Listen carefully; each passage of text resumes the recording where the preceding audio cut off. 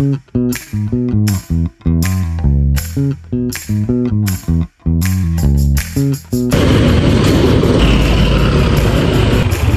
mga katuts, a day in the life ng inyong Nepo baby, na anak ng barangay public pero hindi anak ng contractor at anak ng kurap. Working na rin. Kaya kahit nasa tayo, working pa ng person.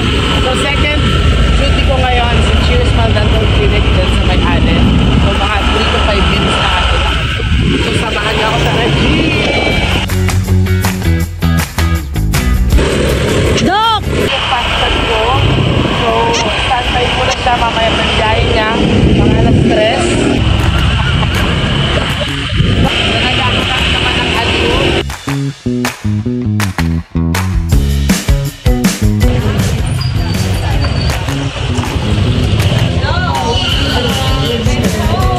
We're here. So ito yung may-ari ng Cheers Dental Clinic, Doc Tiara Diaz. Hello mga katuts. So ayan. Just arrived. Just arrived. Kaya ako muna pinag-duty niya kasi magre-relax muna si Doc for today. Tulog muna siya for today. So andyan na yung patient. So andyan na yung patient natin. Mamaya na lang ulit. Bye.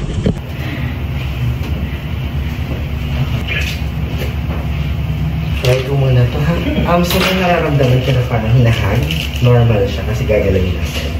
Pag feeling mo kinukurot ka, masakit, tinutusok, taas mo ka. Basta ka. Okay? Yeah, upward and natural. Bulok na talaga siya. Zero na siya. Zero na. So this is it, man. So less than 1 minute, natanggal natin yung ngipin. Okay ka lang? Masakit ba? And then, very good. Isang anesthesia lang kahit may nana. Very good. Walang additional pain. Buti nilaban mo kasi sem break ba nila? O, break nila sa school. Sabi ko, mag-antibiotic muna siya for 1 week. That is the second option kung hindi nila papabunot ngayon kasi may chance nga na hindi tumalab ang anesthesia dahil may nana. Pero sabi ko, 2 minutes mag-decide kayo ng mami mo. And nag-decide sila since some break nga daw. Sige, ilaban na natin, bunutin na. And luckily, isang anesthesia po, isang anesthesia ang ginamit natin, tinalaban agad. So, yan. So, iwasan muna yung malalansa. Pagbubuhat ng mabibigat, pagpahinga muna since nakasam break ha. Itong ilalagay ko, ikagat nito for 20 to 30 minutes. Malalamig lang for today. Tapos ice cream after, pahingi ako ha. Joke lang. Kagat ka. Kaya mag-stop yun. Talagaan mo yung ngipin mo ha. Magpa-cleaning every 6 months. And papasahan yung dapat papastahan pa unti-unti. Okay? Thank you. Since may nana yung binunot natin, reseta muna tayo for the reseta muna ng person. Hanggang dumi. Ilang minutes lang tanggalin yung cotton? 20 to 30 minutes po yung sa cotton. Pwede na siyang Ice cream. Po. So mga ka-dudes, kailangan ng reseta sa antibiotic kahit amoxicillin kasi na-abuse yung paggamit. Minsan, tinitake nila antibiotic ng 1 to 2 days. Pag nawala na yung pain, stop na sila. Hindi nila alam na ang consequence of that is nagiging resistance yung katawan ng pasyente. So, since hindi nila tinatapos sa 7 days ang gamot na antibiotic, kung kailan lang nawala na yung sakit, stop na. Hindi pwede yun. And hindi on time yung pag-inom, wala din kwenta nga ang antibiotic. Hindi rin siya mag-e-effect. Kaya, importante na sundin ang prescription na binigay namin kung ilang oras. Kung 3 times a day, every 8 hours, dapat sundin, mag-alarm. Sa mefenamic naman, sinasabay ko na sa reseta, pero over the counter to, para lang alam niyo kung paano inumin. 3 times a day ang mefenamic, depende kung painful pa lang after 2 hours or 3 hours, inom na. Pero kung hindi naman every 6 hours, pag wala ng pain, stop na po. So this is it. Chararan. Magkano yun daw? Yung ano? Normal lang, nabunot. Walang additional.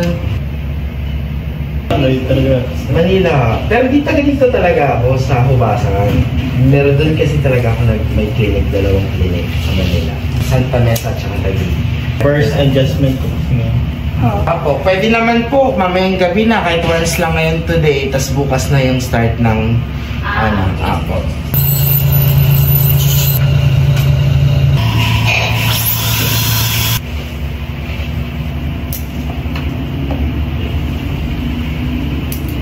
What's your name? Ano ilang taon na siya? 3 years old po. 3 years old? Ano ka sa'yo? May, ano niya kasi nilikuan, bulok na. Tapos parang may singaw pa sa bawal. Since put na yung ngipin, no? Kasira na talaga siya. Actually, yung visible na lang is nasa 1/4. Since na-involve na yung bumuhay sa ngipin, nagkakaroon na lang na. I need to explain sa inyo na hindi madali kung gusto niyo pabunot yung ngipin na bata. May mga iba-ibang treatment. Pag sa bata, it's either kung involved na buong pulp, yun naman tinatawag ang pulpectomy. Pag yung sa crown lang, pulpotomy. Yun naman yung pambatang root canal therapy. Pero kung gusto na ng parents na pabunot, pwede naman. Pero we need to consider kung kakayanin ng bata. Kasi actually, may mga fields sa dentistry na tinatawag na pediatric dentist. Meaning sila yung mga dentist na talagang mas knowledgeable sa pag-manage. Ang pinakamahirap kasi sa bata is yung management. Kahit sabihin natin ngayon, bubulog na natin siya, kaya ba natin siya i-control?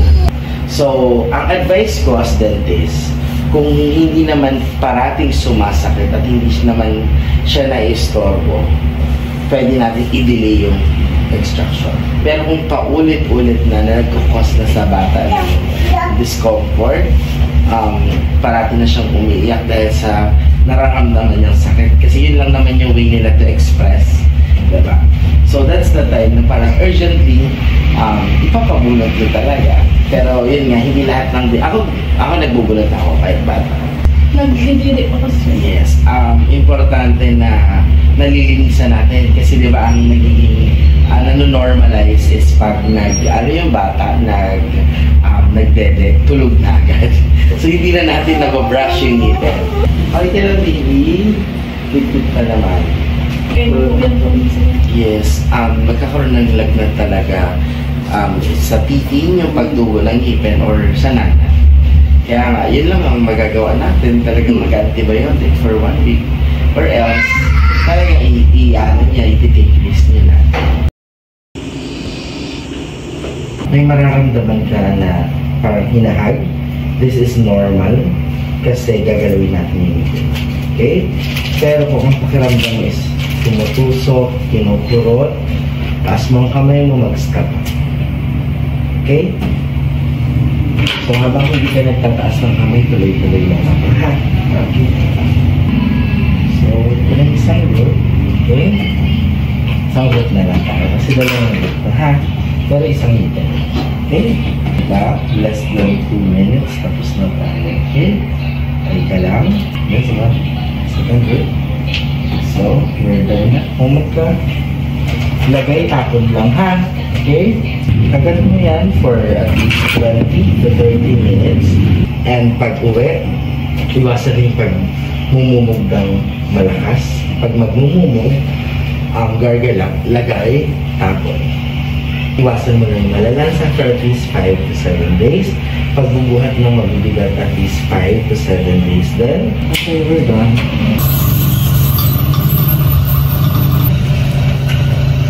Tapos sa advice,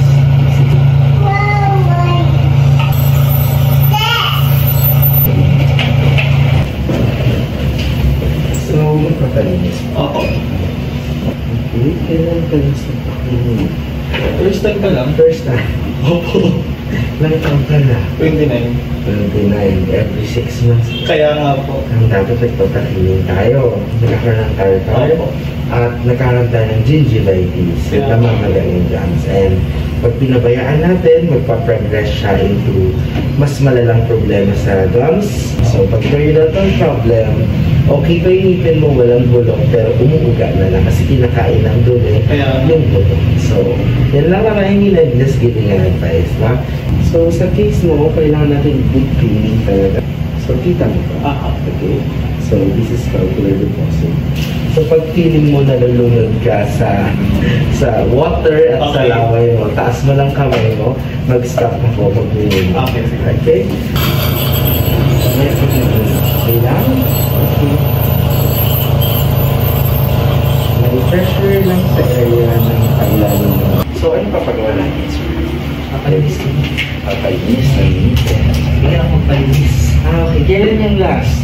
Mga 2 years ago siguro. 2 years ago. So, as dentist, we advise every 6 months kung kaya, ha? So, 6 madumi, nagkakaroon kayo ng gingivitis. So, namamaga ang gums. Na pagparati, paulit-ulit siya at tumatagal na hindi ka nagpapalinis, hindi lang yan yung possible na mangyari. Rumurupok at kinakain yung buto ng nag-hold sa ngipin at tendency. Maganda pang ngipin natin, walang bulok pero gumagalaw na later on.